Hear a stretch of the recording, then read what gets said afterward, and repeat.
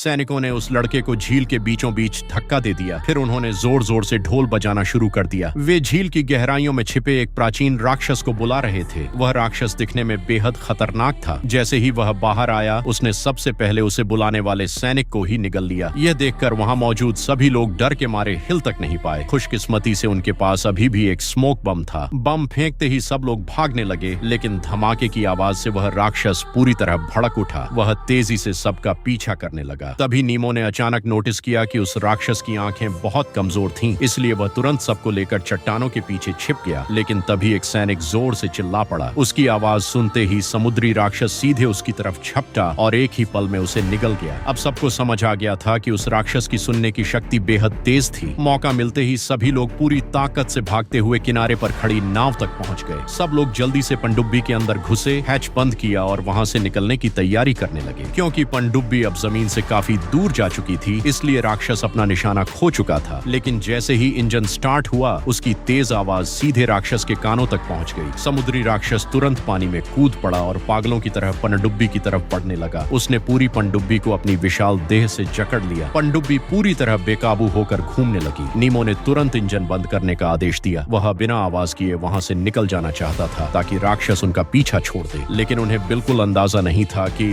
जैसे ही वह विशाल ईल पनडुब्बी से लिपटी, उसके शरीर से भयंकर हाई वोल्टेज करंट निकलने लगा।